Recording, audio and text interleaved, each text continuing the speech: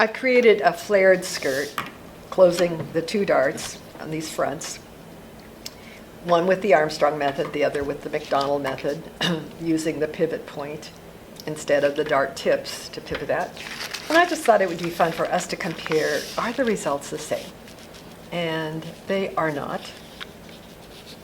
You can see that there's more width. Wait, let's put the center fronts together just exactly.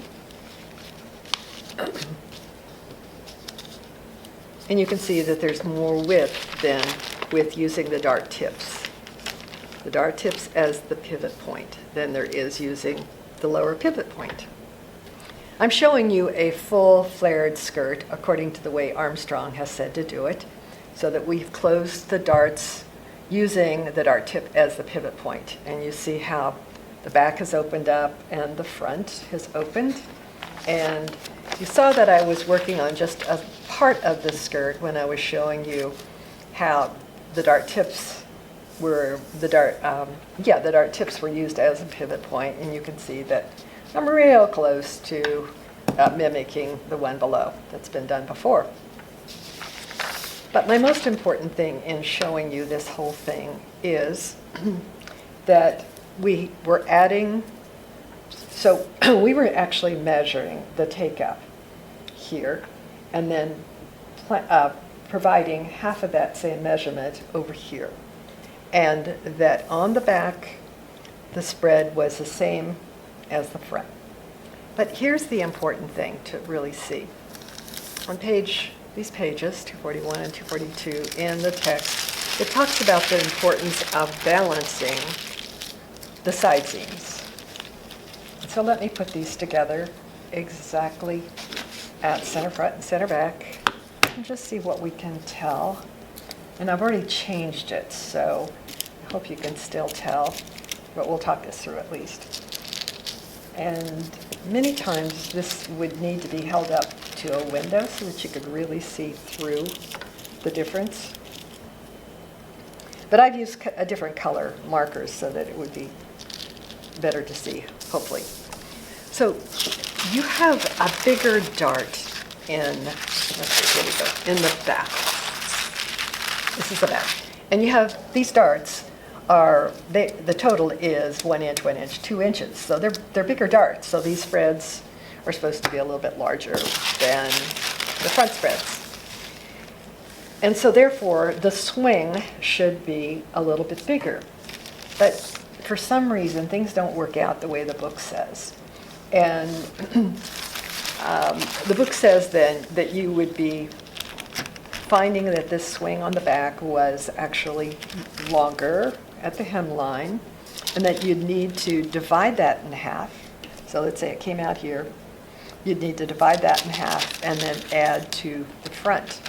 But for some reason, I don't find that always true.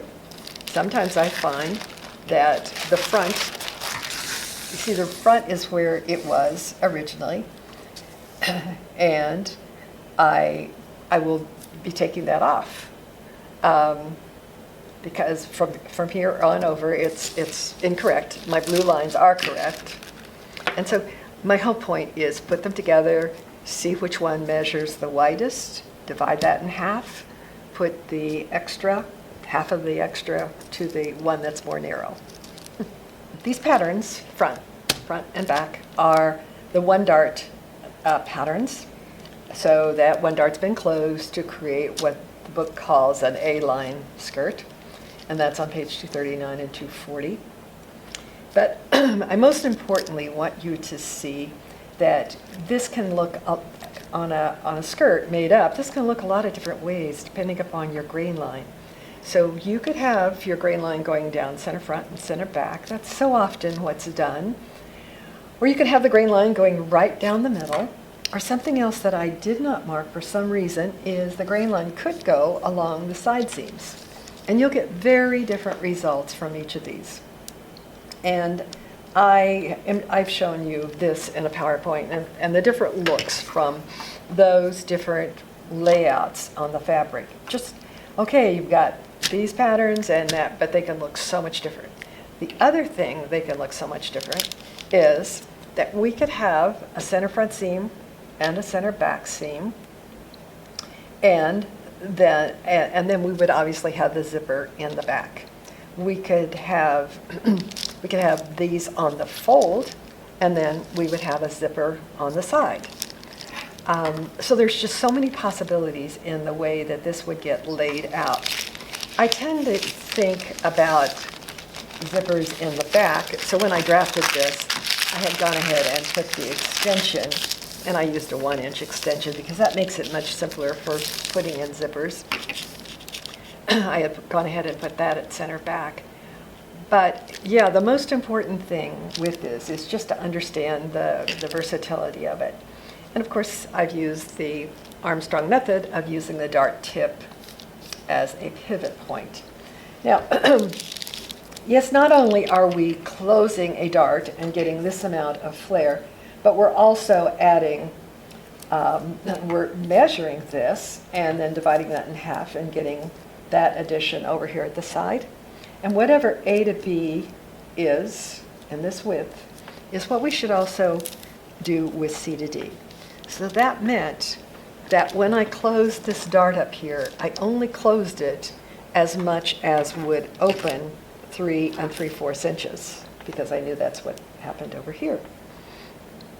It looks like my dart closed just exactly that way, but anyway, if you read the book, it does say that you do this first, whatever that opening was, is what you create over here. And you add the same amount over here at the side that you added on the front.